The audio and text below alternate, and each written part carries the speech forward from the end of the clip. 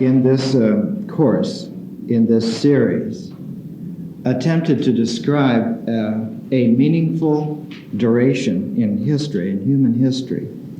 And like the other programs that we have presented over the last 4 years, we are trying to take a coherent movement.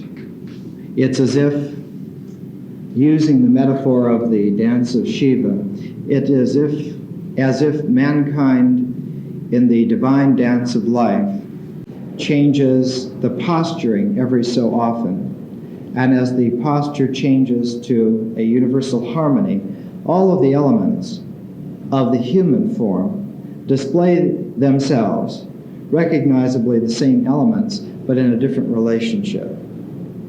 And with the Italian Renaissance movement to human history, we have been describing a motion which extends itself largely intact from Dante to Galileo.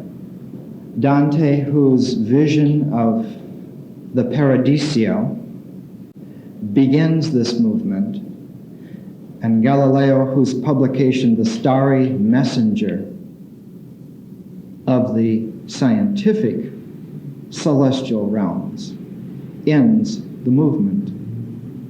So that the movement from Dante to Galileo is one of aspiration. It's as if the dance of life suddenly took a ballet leap, and in the thrust of aspiration, there is a grand pirouette, so that one can imagine kinetically, in the formative imagination, someone like Nureyev taking a leap with a pirouette, and the aspiration ends on one toe and one finger. This movement, graceful as it is from certain considerations, that is, from afar and at a distance in time, looks gorgeous and entertaining. But the actual living through of this leap and this gyration, the pirouette and the aspiration together, has at its culminating apex a twisting gyration which jars the posture, and if one is not prepared, it can throw the spine out of joint. And in many ways, the European history that follows the Italian Renaissance, that is the North European extension of it, suffered the kind of dislocation. I think Shakespeare somewhere says, it is as if time is out of joint and nothing human holds. And in fact, the discontinuities were in position until the great age of Spain and England at their apex, in their Renaissance, with Cervantes and Shakespeare, put the posture of man back into some working order through having arrived at a sense of cosmic irony, which finally restored the inner requirements of humility, a certain kind of psychological equilibrium, which had been lost at the shift to the high Renaissance. For many of you, the two lectures that focused upon the crunch, the crisis of consciousness, the whiplash in the pirouette of the leap, those lectures that concern themselves with Botticelli and Michelangelo, since they were not given in the regular Thursday night series, but were given one on a Saturday series and one at another location on the Thursday night, because it was Thanksgiving, it wasn't held here. We'll just have to fill in by cassette as best you can. In those 4 hours of lecturing, I tried to present the cultural context focused as usual. I've tried all the way through reconstructing the history of man to adhere to the classical Hermetic tradition of the chronologica mystica, that is, whatever nuances and extensions exist in time-space, for us to be influenced by them, they must register in a human being. And thus, if we trace history person to person to person, we reconstruct a chronologica mystica, the movement of time-space through its human manifestations. And without understanding Botticelli's crisis, which forbade him to paint for the last 10 years of his life, without understanding the anguish of Michelangelo that ended up with him portraying himself as a pelt in the hands of St. Bartholomew in the great fresco of the Last Judgment on the far wall of the Sistine Chapel. Without this background, it's very difficult to understand what had happened. The discontinuity between the cultivated, jovial intelligence of Ficino and the conniving Machiavelli seems almost impossible. But there is a third figure, and in fact a fourth figure, who also register this crisis of consciousness. The third figure we take tonight, Leonardo da Vinci. And the fourth figure, who like some blessed angel of order came and in just his short 37 or 38 years was able to restore an element of equilibrium to art, that fourth being Raphael. I'll treat with, on December 29th, in a special lecture given just over here at 2029 Hyperion. There'll be no lecture here because of vacation, but I will cover Raphael last of all, even after having discussed the philosophic implications of the twist in consciousness, the implications as they spelled themselves out in Giordano Bruno and in Galileo, Francesco Giorgi, and other Hermetic thinkers. I will close by coming back to someone who felt the time and felt it in equilibrium because of an almost uncanny sense of spiritual balance, and that being Raphael. Leonardo, whom we have tonight, is an example of a man who, sensing all of the implications of his time, tried to do the impossible. He tried to step outside of history, outside of his own capacities. And Leonardo, by attempting this, becomes a cosmic hero. He becomes a cultural archetype of the first real Faustian figure in Western history. Someone who would like to know, whatever the cost, all there is to know about life, so that he may view it and assess it in its complexity and pass judgment upon its possible unity. So it's heroic for the attempt, but the failure to achieve this makes him a tragic figure finally. And Leonardo, even though we have reduced him, like so much in our human background, to a parlor image, so that we think of Leonardo as someone whose original books sell for millions of dollars, and therefore he must have been a very comfortable man. The truth is that Leonardo, as Vasari relates at the very beginning of his life, Leonardo personifies the following kind of human being. The richest gifts are occasionally seen to be showered as if by celestial influence on certain human beings. Nay, they sometimes supernaturally and marvelously congregate in one soul person.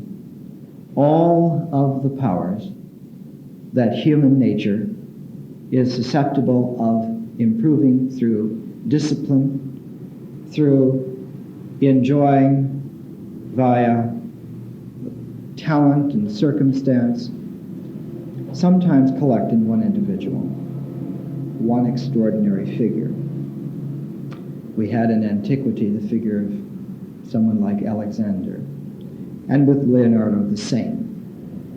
Vasari writes, "Beauty, grace, and talent being united in such a manner that to whatever the man thus favored may turn himself, his every action is so divine as to leave all other men far behind him."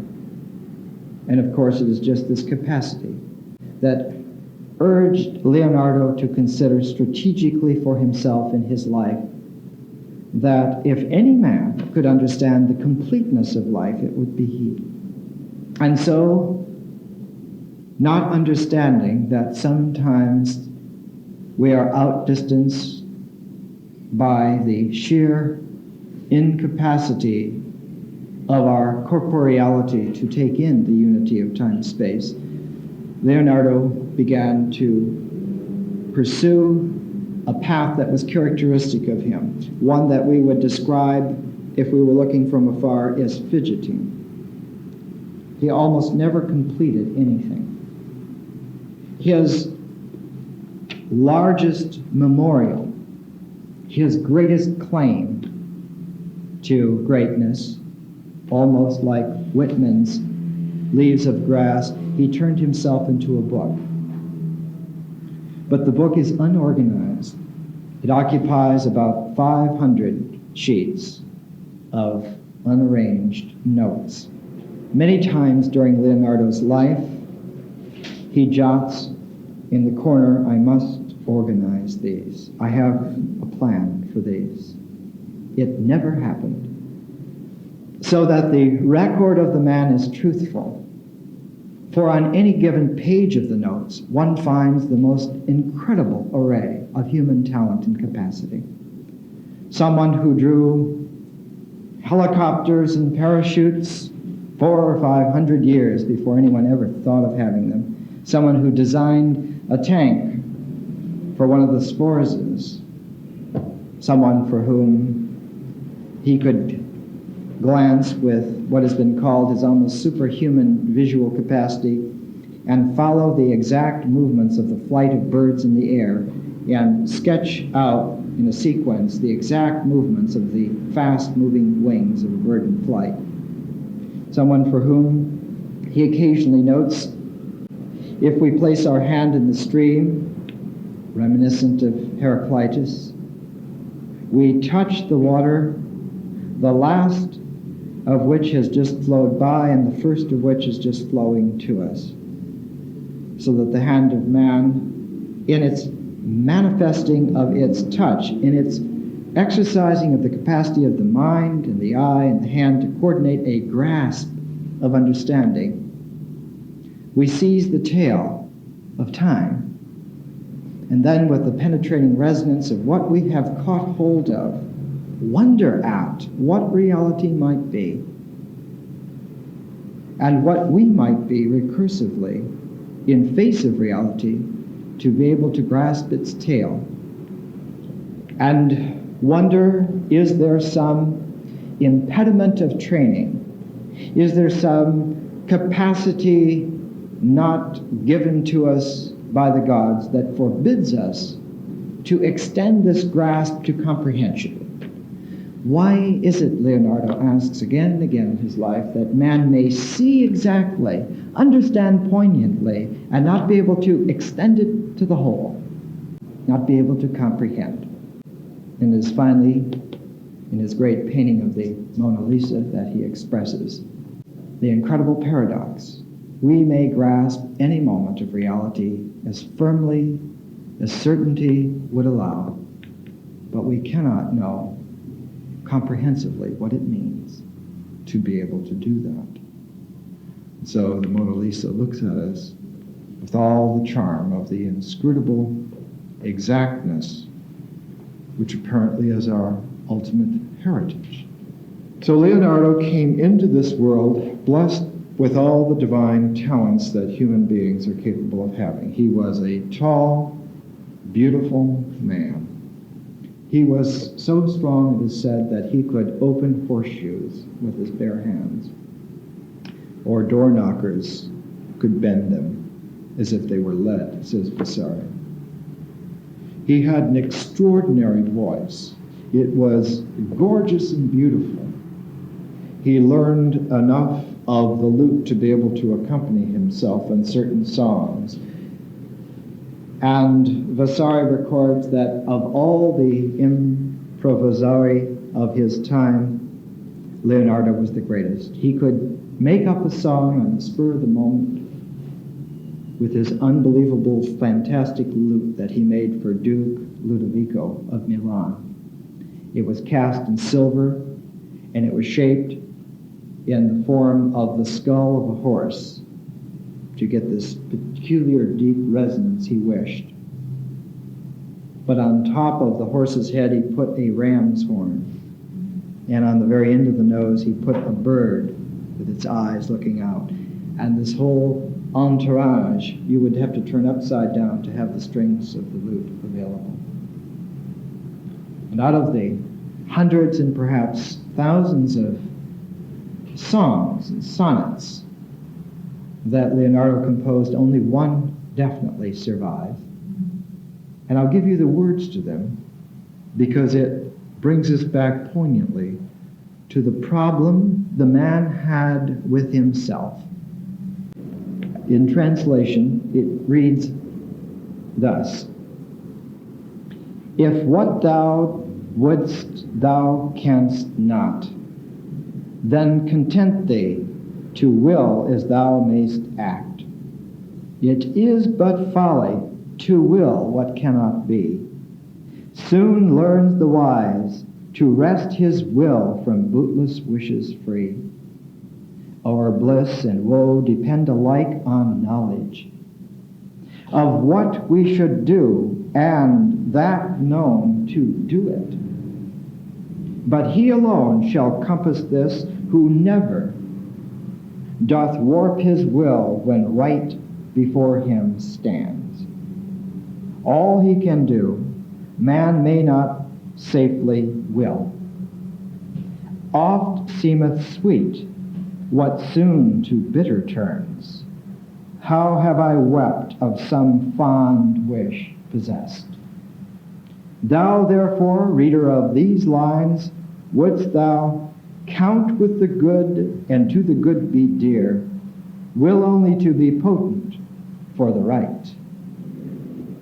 All of this capacity was dropped into time-space in the little village of Vinci, less than a day's walk from Florence. Up in the hills, there are only two little towers in the village of Vinci, maybe 25, 30 houses. One of these, a squarish sort of garrison, is now a Da Vinci museum. The other is the steeple of the church where proverbially he was baptized. He was not legitimate. That is to say, his father had not married his mother being totally unknown, a mystery to history. We have no idea who she was. His father was a notary, fairly successful so that he could move to Florence later on in a few years and became associated with some of the powerful families of Florence. His father, before him, his father's father, 3 generations back had been notaries in this district. But of the mother, nothing is known, except that she raised Leonardo for the first 4 or 5 years of his life. And the qualities that the young boy had nourished in him come, therefore, from a nameless peasant woman, unknown to history. For Leonardo is the first Westerner to be able to look at a landscape as a sense of reality pervading the composition which his mind sees there. In fact, Leonardo, so early on, was capable of empathetically understanding the composition of nature, that he began to have almost the Chinese idea that man, in his perceiving of nature, participates in the natural flow, so that nature begins here at the side of his temples and extends on out, so that one has a sense of almost kinesthetic balance with the composition of nature. He criticized once openly Botticelli for having painted sorrowful landscapes, that one should not just throw landscapes onto the canvas as filler, but landscapes create the environmental space, the true perspective wherein the human manifestation actually occurs. And only by the attentiveness to landscape could one then position the human portrait with fidelity to reality. So this attentiveness of Leonardo, also manifesting itself in love for animals. He was proverbial in his kindness to animals. He would, like the late, great Karmapa, free birds by buying them from sellers and then opening the cages and letting them go. He was proverbially keeping all kinds of animals, especially horses, around him wherever he went, whenever he could. Even though he was never wealthy as an individual, he always had many things, usually pets, around. This love of animals, of course, extended itself quite often to exotic stages. When he was older, in his 50s, for instance, he found a pet lizard and trained this lizard, kept it in a cage, and fascinated by this creature, built a little harness for it, and then constructed little wings for it, and covered the wings with old lizard skins. Put a set of horns on this thing, and then warned visitors not to tempt it too much. He filled little vials full of mercury and put them in the wings, so when it would scamper around on the floor, the wings would flap enormously, and of course it probably had a little mechanical hiss somewhere. But his love of life, his love of exotic things, remember the lute that he made. He loved the exotic, and he loved the natural. He loved stretching himself between the two bookends of possibility, between fantasy at its most extraordinary and natural living at its most primal. And so Leonardo, keeping both these faculties in balance, in his life kept reaching out, kept extending the possibilities for human expression, until finally he just simply transcended, as Massari and all contemporaries attest to, finally transcended the capacities of almost any single person to understand him. He became, in the words of one critic, like one of these curious Chinese boxes. His personality was one thing inside of another, inside of another, inside of another, so that one was never sure what was the real Leonardo or what was the whole Leonardo. It is easy to see, in context of what I've been presenting for you, that he made a mirror image of himself to the conception of reality that he understood.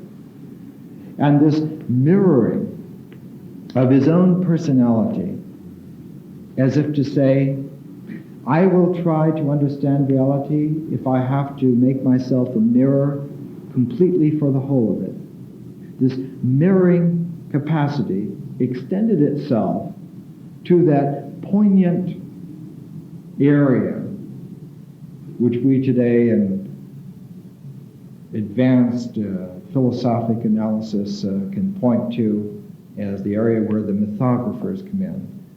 That is the area of mythology where the structural vehicle is language. Because Leonardo's language, his written language, was written so that it could be only read with the mirror. He wrote from right to left, Chinese style. In Leonardo's development, by the time that he was brought back from his mother to his father seeing that he was not going to be able to corral this individual, visited, fortunately, a friend of his in Florence, a man named Andrea del Verrocchio. And Verrocchio was a very famous artist at that time in Florence. And he looked at some of the sketches that this boy had done. And Verrocchio, according to Vasari, so amazed at the capacity and quality, immediately took Leonardo into his house, into his studio. Leonardo would stay there for years and years and years. In fact, after he was off on his own, even in Florence, he still continued to live in Verrocchio's house and studio. Verrocchio, at this time, was given a commission, and this Baptism of Christ commission was to do a beautiful painting. And Leonardo had come along so well that he was taken away from grinding colors simply, and actually given the task to paint one of the figures, one of the two angels in the painting. He was also given the task to do the filler landscape above the figure. And when the painting was finished and put on display, the discontinuity between the supposed master and the supposed student was extraordinary. Verrocchio, proverbially, never again touched oils, devoted himself to casting and sculpture. He gave up painting because the incredible genius of Leonardo at 19 was stupendous. His first excursion into oil was extraordinary. And I say oil advisedly because Italian painting from Giotto to Verrocchio had emphasized the use of eggshell tempera. And eggshell tempera is an exacting medium. The colors do not mix. One must make the paint the color you are going to apply, and that's it. But Leonardo did his portion of the Baptism of Christ in the new Northern European medium, which he adapted, which was an oil-based paint, which does mix. And Leonardo's first essay at landscape painting creates that vaporous, indefinite, ambiguous, natural, volumetric sheen. And within that sat one of the most lustrous angelic figures. The blue folds of the drapery just cascading in light patterns upon one another, and the face unbelievably tender, delightful, the hair just vibrating on the canvas. And everyone who came to view Verrocchio's painting would say, "Who did this?" Young Leonardo. So that in the next year we find him no longer a student, but accepting commissions on his own. So at age 20, he had been born in 1452. By 1472, Leonardo was off and running. But in the 1470s, in Florence, it was the Medici who were dominating. And the philosophic view that was everywhere was a Latin language-based appreciation of Plato and eventually of Plotinus, what they call Neoplatonic studies. Leonardo was never very good at Latin, and had very little sympathy with the Platonic view. He thought the theory of ideas was completely wrong. He didn't think along Neoplatonic lines at all. He did not get along with Ficino. He did not get along with the Medici. Because Leonardo's personality, his way of looking at the world for a comprehensive design, was in fact traceable to another different figure in antiquity. Because before Plotinus and before Plato, there had been Pythagoras. And Leonardo's personality is resonant and close with Pythagoras. So much so that Leonardo's incredible mathematical talent, which lay behind his genius for inventions and machinery, gears and gadgets, music, and all the perspective and almost everything that Leonardo does has a Pythagorean order to it. Consequently, he was out of kilter with the dominant 1470s environment in Florence. And in 1481, when Rome was being decorated and the best artists were being brought from Florence, Botticelli and everybody else, Leonardo was left out. He wasn't invited. He was not a part of the gang. Leonardo then wrote a letter to the Duke of Milan, Ludovico Sforza, asking for employment. He almost immediately left Florence.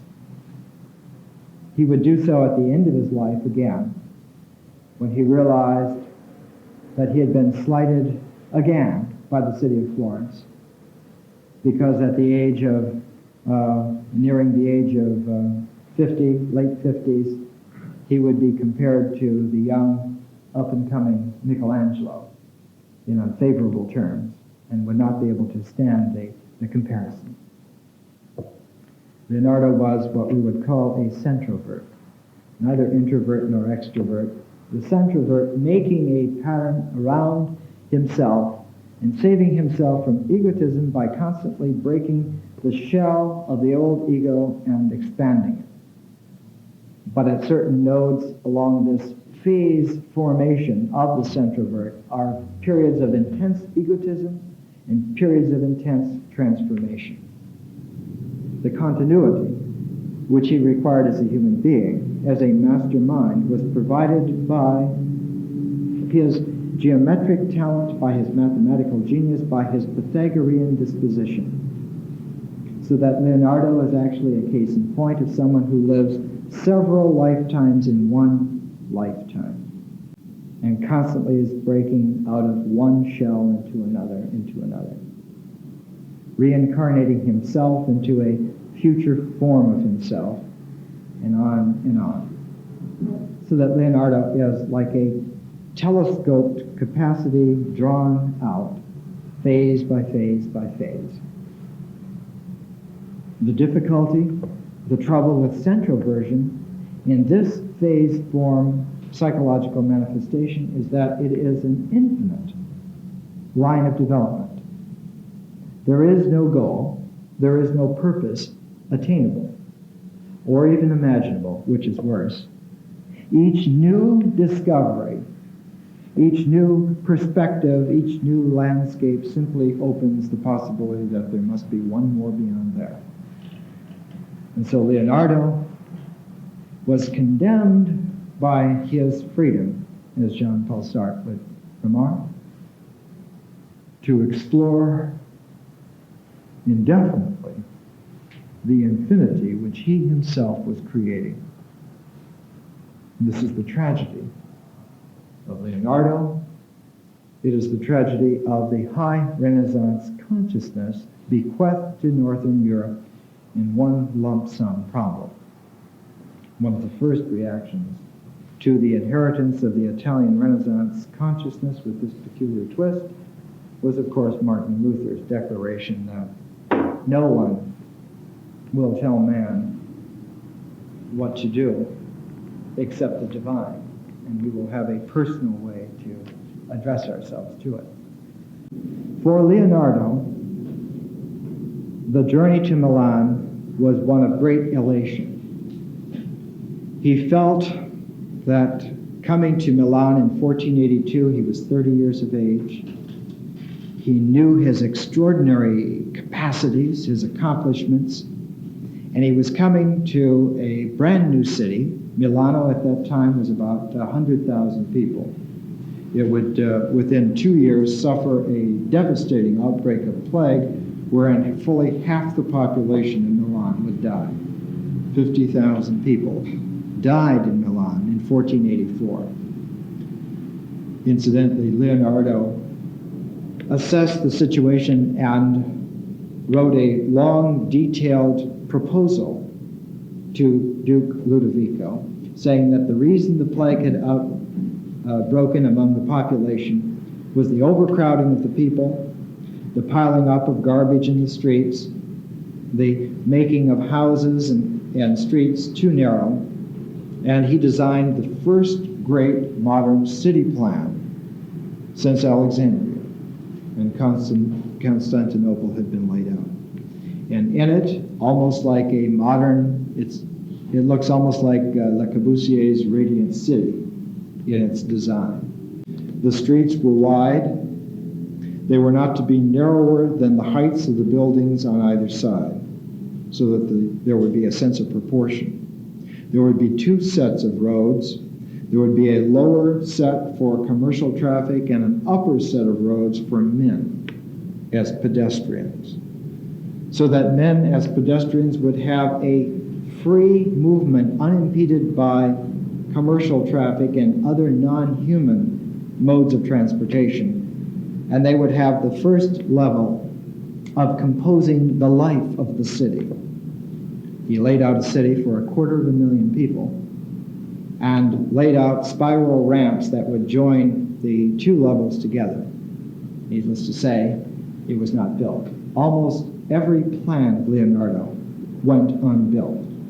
The Duke Ludovico had hired Leonardo for 2 reasons. One of them tactical and the other strategic. His tactical reason was he needed someone to be a court magician. Now, not a magician in the sense of pulling bunnies out of a hat, but someone who could make up all of the entertainments that he required. For instance, at one time, when the King of France was invited by Duke Ludovico to visit Milano, Leonardo made a mechanical lion which would walk a few steps and then rear up, and its chest would open and it would be filled with lilies. He made all these kinds of things. He made scenery backdrops, wrote plays, made the props. He entertained the Duke. He made the Sforza Palace the most scintillating entertainment capital of the world at that time. The second reason, strategic, was that the Duke wanted to be immortalized. And he had visited Venice, where there was a huge equestrian statue of the Coleoni. And he knew of the greatest bronze work in antiquity in Rome, the Emperor Marcus Aurelius on a huge bronze horse. It had been saved from devastation by the Christian populations because they thought it was Constantine on the horse and not Marcus Aurelius, so it survived intact from antiquity. But these 2 great creations, plus the one that Donatello had made of Gautamila, had enticed the mind of Duke Ludovico to have an equestrian statue of himself made that would be larger than any of the 3, perhaps as large as all 3 put together. And Leonardo had said the magic words, one sentence near the end of his letter of application for employment: I can cast bronze and I love horses. And that was the magic phrase. He worked for 16 years, and as far as he got, he made a 26-foot-high clay model of the horse and computed that it would take 100,000 pounds of brass to make the horse. And then the rider would have to be made later, of course. This huge model astonished the population of Milano until the French invasion, and the French soldiers used it for target practice and destroyed the entirety of it. Almost all of the activity during these years in Milano, he spent 20 years there, from 1472 to roughly 1492. He was employed in making these court entertainments and dreaming up new stages for his great equestrian sculpture. But Leonardo, remember, was this telescope unfolding, the centrovert unphasing, and being left alone to himself. Quite often he preferred being solitary, and occasionally he would have other people come in and join him in his place, but he liked to go off by himself. He would characteristically sit for hours and hours at a time, not so much thinking, but focusing in his imagination the perfected image of what he was trying to conceive of. Leonardo, again and again in his 5,000 pages of notes, and again in his notebooks, which are reprinted, they were put together in the 1883, about 100 years ago, and they're reprinted here in Dover, paperbacks. I think we carry them in the PRS bookstore. He notes again and again that he cannot keep the details in his mind. And this is very peculiar because he had, as was noted, an almost superhuman sense of perception. He had a tremendous mathematical geometric capacity to imagine. He had a tremendous memory. But what Leonardo was meaning to say is not that he couldn't think of it, not that he couldn't keep it in his mind as we would wish to have it, but that he could not keep it in his mind as he would wish to have it. That is, to have it become manifest and real in his mind. If there is a secret desire in the life of Leonardo, it is to develop the human mind to the capacity to be able to create reality by thought. And so his whole waterfall and avalanche, cascading of ideas in his notebooks, in his thousands of pages, are an attempt to remind himself to come back to this in his mind when he can. And the lack of arranging it, the lack of completing anything, was that doing things out here was increasingly phantasmal to him, whereas doing things in here was what was increasingly real. That there must somewhere in man's capacities be a key, an archetypal organization, a pattern by which man could translate thought into reality without having to work with the ambiguity of intermediaries. And so, oddly enough, Leonardo, when he was given all this time by Duke Ludovico, applied himself to developing his mind. And I think one of the best illustrations of Leonardo at this time in his capacity is the painting that he did for Duke Ludovico, decorating the top of his entertainment banquet room in his tower. It is a painting which, by its sheer size, transcends anything that we could even think of in terms of the painting. I mean, it is not 10 feet high, it's not 20 feet high. It covers almost 3,000 square feet, the entire domed ceiling.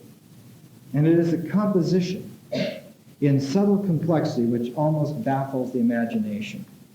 It's been restored. They started on it in 1901, and by 1965 they had enough of it so that one could take this photo. It is a series of interlocking limbs of the tree, a certain kind of an Italian juniper, which by the name is called in Italian, I understand, Vinci, or Vincia.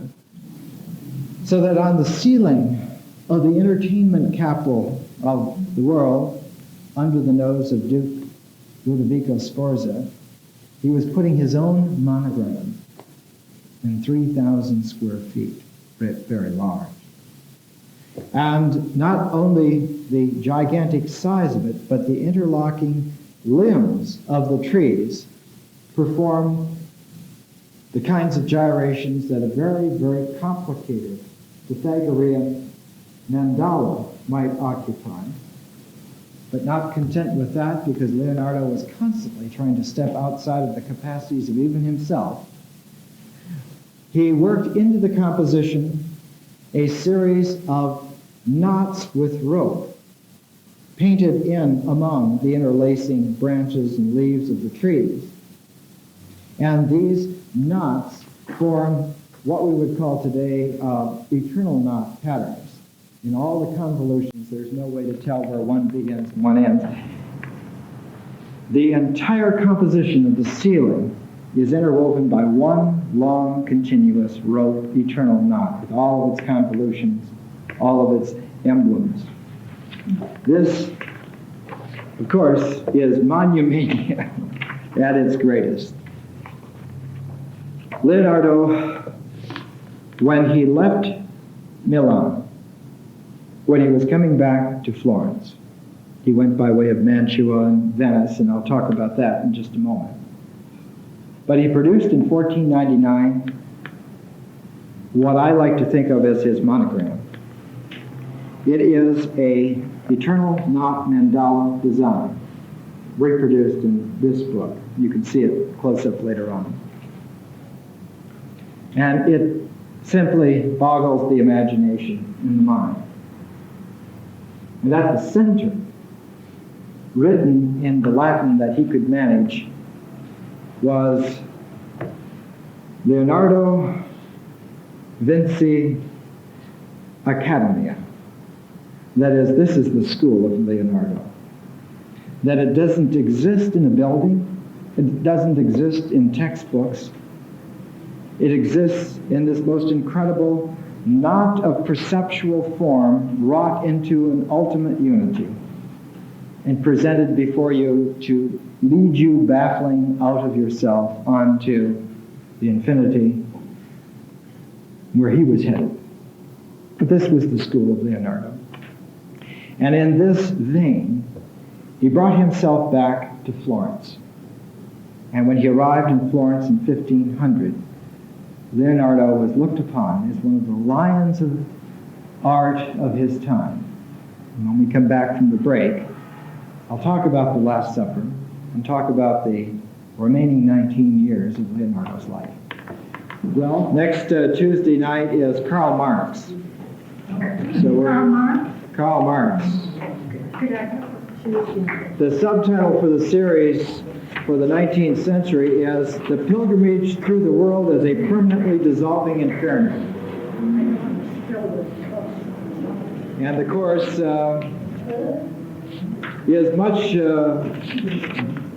much more germane, as you might expect, to our present day condition. Karl Marx, we have Wagner, of course, and Darwin, Dostoevsky, and of course we end with Tolstoy, who brings us back from material man to spiritual man. So we have that, and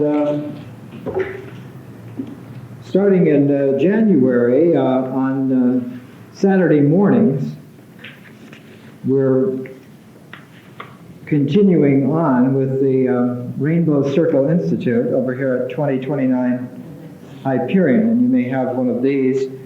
I'll be constantly, every quarter, offering an introductory level course so that somebody can come in at any time and start at any time. The introductory course will alternate between one called symbolic consciousness and one simply called nature, but nature in terms of contemporary science, contemporary physics, contemporary astronomy, contemporary biochemistry, and so forth. But I'll also be now carrying on and going through an 8-quarter cycle, 2-year cycle of development. And the second stage of development from the introductory is that of rituals. Rituals, the ritual level. And the third phase, for instance, starting in April, will be on mythologies. And the fourth one will be on symbols. And we go on through increasing levels of complexity of human consciousness, so that in the 2-year cycle, one has a chance to experience the levels by which the human person actually seems to mature, but in a coherent 2-year cycle rather than just living it through in a lifetime. This gives a person a chance to get some experience and some conception of what an overall pattern of maturation might be. This, of course, I've been working on this for about 20 years. So this is, and have offered it in many places and matured it. I offered some early versions of this in San Francisco in the 60s and in Canada in the 70s. And I've gone through it with thousands of students. So I know pretty well the ins and outs of the pattern. And like a good trail guide, I'm not trying to see the flowers for you, but just to take you to a threshold where you can see them for yourself. So that's what is in here. The textbooks for the rituals course, incidentally, are Suzanne Langer's Philosophy in a New Key, great woman philosopher. The New View Over Atlantis by John Mitchell. It just came out this year. The Tao of Painting by Maimai Tse. The Bacchae by Euripides. Lab Notation by Ann Hutchinson, how to note dance movement down in a notational form so that we can look at movement in terms of a language comprehension and communicate with each other in some of these terms. So we have all this going on Saturday morning. But I'm trying to also pursue and bring the Chronologica Mystica up to the 20th century, where we'll have to linger for some time because it is so complex by our time that we can't just take a sequence of 12 or 13 persons. We have to almost do that every 5 years in the 20th century. We're really in a tangle. And if you like tangles, it's beautiful. But if you don't, it's rather disconcerting. So that brings us back, the word disconcerting and tangle brings us back to Leonardo. While he was... That's at the Gnostic Society. Yeah, Tuesday nights. Yes. May we go on with Leonardo. I want to come to the Last Supper, which was painted while he was resident there in Milano. The Dominican order, which has the little church where the Last Supper is painted, was actually bombed in 1943. There's a photograph of it in here. Completely demolished except for the wall that contained the Last Supper. Mercifully, it was spared, even though the rest of the structure was ruined. It has been deteriorating and is almost impossible of being seen the way that it was originally painted. But we have the testimony here from Vasari about the Last Supper, and he goes on to indicate that when Leonardo was working on the painting, he would seat himself in front of the wall for long periods of time, days on end. In fact, at one period, he had sat for weeks. What he was trying to conceive was not just the form as a geometric design, but the implications. That is to say, he was struggling to integrate in himself the significance of what he was doing. And it kept eluding him. So much so, and he had sat for so long without doing anything, that the prior became very concerned. In fact, uppity. He's not working. So he went to Duke Ludovico, who sent for Leonardo, as authoritarian figures will do, and had a little conversation with him. They usually have this with 2 or more other people with them, so that you're in front of the board of inquiry. They set up this forum. Arthur Kessler has a wonderful description of this in Darkness at Noon. They usually get you up early in the morning, and under no breakfast, the questions are very poignant. So he said, "How come you're not working?" And so Leonardo said, "Well, I am in fact working. I'm doing the hard part." The hard part is not to draw the thing. The hard part is not even to put up the paint.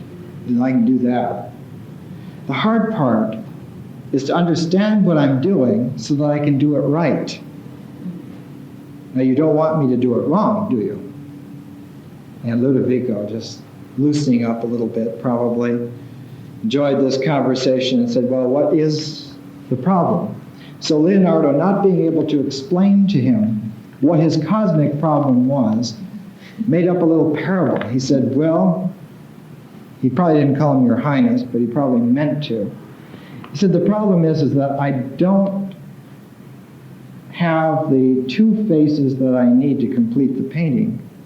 He said, "Now I've done the apostles, except for Judas. I don't know whose face to put on Judas, and I don't know whose face to put on Christ. Have you any suggestions?" Yeah, well, in the conversation, it turned out that the prior would probably go on to Judas very nicely. Ludovico loved Leonardo. He was good for laughs, and he was probably the most intelligent individual that anybody of that time had ever run into. So Leonardo settled for a Judas, but never fully settled for the Christ. And so he left Christ's face somewhat in ambiguity.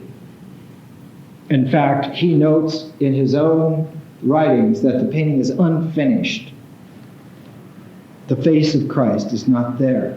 That he tried his best to imagine the face of divinity become human, and he said he could not. That he analytically discarded through contemplation any image that he was able to engender.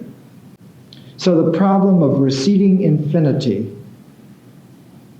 before galloping capacity manifested itself in the personality of Christ for Leonardo. He couldn't imagine the man's personality, but he tried a long time. So without being able to put the face of God on man, he put the figures into a compositional framework where the mystery of the situation would have to disclose itself to the viewer as best the viewer could experience it. And so the Last Supper is one of the great mystery experiences of mankind. It's very difficult to address oneself to it comprehensively.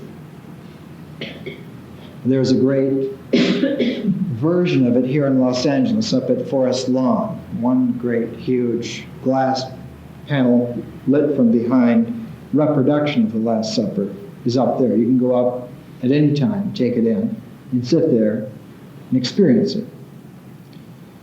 The key to the problem is its geometry. There, of course, is a great problem in presenting 13 figures, interestingly, on a straight line basis. Try it yourself. It's very difficult to do this. It's hard to order 13 figures on a straight line in a composition. Leonardo solved it by working with primordiality again, being a good Pythagorean. He went for 4 triangles, and the impairment of one of the 4 triangles would leave an opening for the 13th figure to mysteriously fit in, so that when the 13th figure fit in to one of the impaired triangles, one of the corners of the impaired triangle would be left out in the open, and that was Judas. So that by understanding the way in which Christ related to the apostles, in Leonardo's cosmic Pythagorean penetrating vision, one understood how Judas was left out of reality. Well, the arrangement is in halves. Christ is in the center of the Last Supper, and on his left, to the right of the viewer, are 3 apostles grouped together. The one nearest Christ has a finger up, aspirantly pointing up. And that's the leap into comprehension. But it's also indicating unity, and paradoxically that one has betrayed the unity and is therefore no longer a part of the unity. This 3rd figure has the hand coming back so that the gesture is to the heart, and next to that gesture is a fist. Sort of the mudra for the ultimate crunch. Is it I? Asks one of them, not knowing, because it was inconceivable that how could a human personality betray God? How could that be? That it may be something that you can juggle in a doctrinaire fashion mentally, but experientially, how can a human being understand that? Are we capable of that? If we are, what kind of significance do we have in this universe? Who are we that we could do that? These are the kinds of resonances set up in the Last Supper. This is why it is the most talked about single painting in history. The other 3 apostles also form a triangle, and there are again in the gestures, very Italian style. The hands convey the feeling tone, and the eyes convey the intellectual poignancy. So the hands and the eyes together map out the geometry. So we have 2 very nice triangles, one of them pointing out and one of them pointing in. And balancing that on the other side, we should have the same thing. We have a triangle that's pointing out just like on the in, because the 3 apostles on Christ's far right, on our left, are arranged much in the same way. But the inner triangle is impaired. Is this triangle that's impaired? Is this triangle that contains the figure of Judas? For the figure that should be 4th in line is leaning behind Judas, and therefore comes next in line, and by taking his 4th place and circumventing Judas by coming behind him, creates a triangle to carry this motion also out, so that Christ and these apostles end up with the cross. And Judas is left out of the geometry of reality. And in the painting, as one looks more and more at reproductions of it, you see the recoil of Judas as if he has been hit by a shock wave of recognition of what he has done, and in consequence, what has happened to him. And the head of Christ is tilted ever so slightly to its side because man has matured himself to the capacity to be able to betray divinity. And this was, to Leonardo, a very, very serious maturation point. Because if we have matured to that point, where in the universe is man safe? Well, he came back to Florence having created the Last Supper, which of course was just talked about all the time. Increasingly, he was seen as one of those masterful figures who transcended his own time. When he came back in 1500 to Florence, he was there just a couple of years, and he fell in with Caesar Borgia. He decided to accept a call from Caesar Borgia, and at the same time, Machiavelli was sent by the Signoria, the Council of Florence, to negotiate with Borgia, and Machiavelli and Leonardo met and became very close friends, and both of them decided to stay with Caesar Borgia because he was interesting, but more than just interesting, he was captivating. Because Caesar Borgia, more than any man alive at that time, was capable of being a Judas.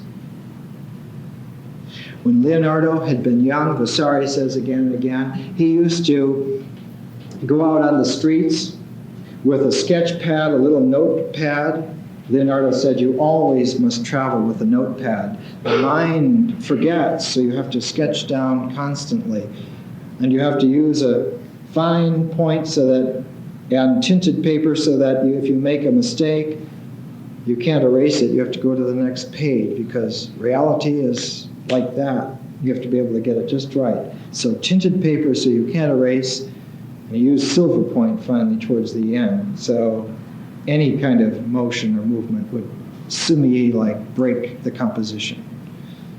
He wanted instant exactness because therein lay the only key, the only possibility for fidelity.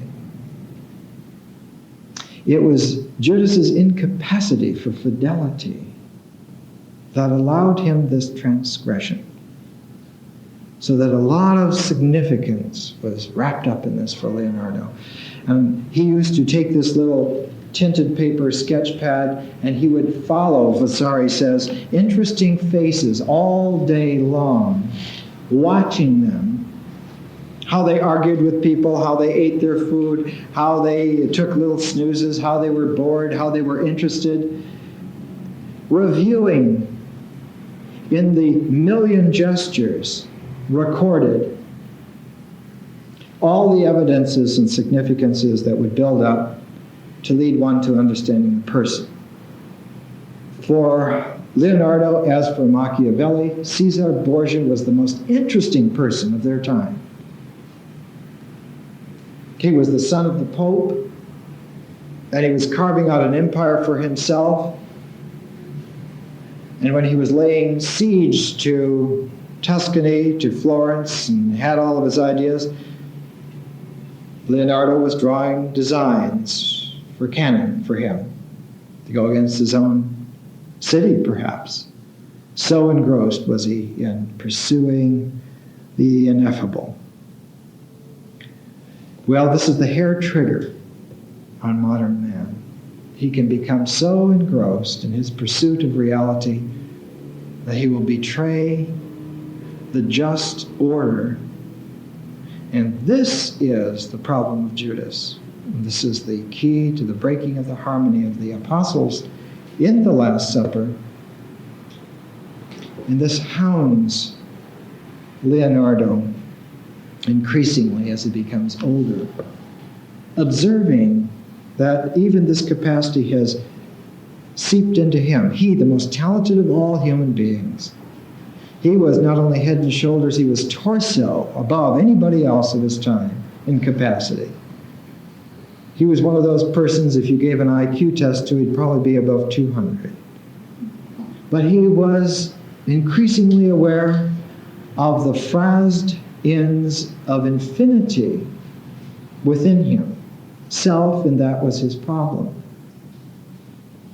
That there isn't any amount of analytical capacity that can put that together. There isn't any amount of universal vision that can encompass that. There is a kind of a mystery of acceptance of experience as it is, without the analytic, without the comprehension. That's the only possible shape for man in his phenomenal form to understand. And this was an increasing burden to Leonardo. So after the episode with Caesar Borgia, he was given a commission to paint a portrait of a woman, and these thoughts were in his mind. He wasn't much concerned with the woman, but he was concerned with the thoughts that were inside of his capacity, and so Vasari writes, "For Francesco del Giocondo, Leonardo undertook to paint the portrait of Mona Lisa, his wife. After loitering over it for 4 years, he finally left it unfinished." Again, the face of Christ. But she became the face of the ultimate mystery. She became the ultimate cosmic Madonna, the mother of Christ. And for Leonardo, who had always had a problem with women, it isn't important, it isn't relevant that he was accused twice in his life of homosexual acts. That was not the issue. Women for Leonardo were ineffable. The feminine for Leonardo was an intangibility, an incomprehensibility. All of this rose to the surface in great gulps of intellectual chaos, intuitive. And Leonardo grappled with it, with all of his titanic capacities, like a voice trying to out-yell itself. He couldn't do it, couldn't finish the portrait. But as far as he got is as far as human talent can go. The Mona Lisa has for all time been the most mysterious painting of human nature. It's not in a simple ambiguity. It's in a very real conundrum, which, as it is understood in greater and greater significance, radiates out to every aspect of our ability, our abilities to perceive, to conceive, our abilities to relate, our abilities to focus, to integrate, to sense, all of these. This portrait, of course, was one of the marvels of all time, as Vasari says. He says, "The eyes have the lustrous brightness and moisture which is seen in life, and around them are those pale red and slightly livid circles, also proper to nature, with the lashes which can only be copied as these are, with the greatest difficulty. The eyebrows also are represented with the closest exactitude, where fuller and when more thinly set, with the separate hairs delineated as the issue from the skin, every turn being followed." Because you see, he was a mastermind. He was a genius. He thought, if the clues exist in reality, in time, space, in nature, in man, I will follow them with the ultimate exactitude. I will delineate every molecule, if need be, to reproduce in my mirror the truth that is there in nature. And even with being able to do that, being able to polish that mirror ever so fine, it was still elusive. And that's what baffled him, was that when he looked into the mirror of his own mind for himself, it was empty, as one would expect, knowing man's nature. But for Leonardo, there should have been an image there. There should have been someone there. He didn't understand the mystery that we as personalities are not in our minds, and not in our perceptions, and not in our capacities. We don't exist there at all. But for Leonardo, not being privy to high truth like this, was astonished at the incapacity of his genius to wrench free from history, from nature, from man's capacities, some phenomenal image of ourselves which was true and real and there. It simply was not. Vasari says of the Mona Lisa, it made the boldest master tremble and astonished all who beheld it, however well accustomed to the marvels of art. The Mona Lisa, exceedingly beautiful, and while Leonardo was painting her portrait, he took the precaution of keeping someone constantly near her to sing or play on instruments or jest or otherwise amuse her to the end that she might continue cheerful, so that her face might not exhibit the melancholy expression often imparted by painters to the likeness they take. Vasari is making up a rationalization.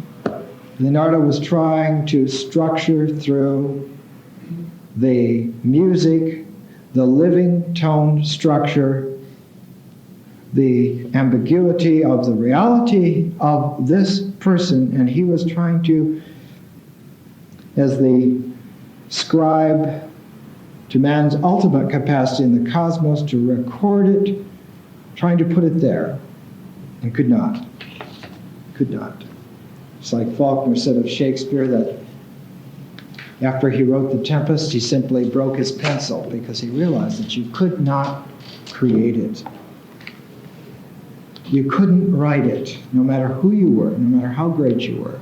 And having followed the trail to the nth degree with every capacity going for you, you still couldn't do it.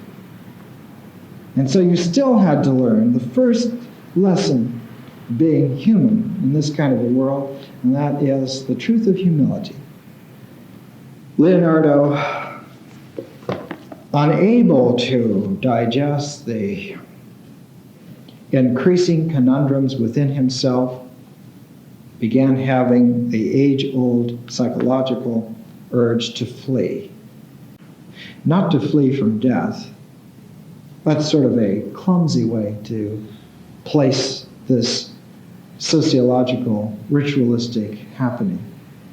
It isn't the flight from death so much, it's the flight from incomprehensibility, the flight from the abyss.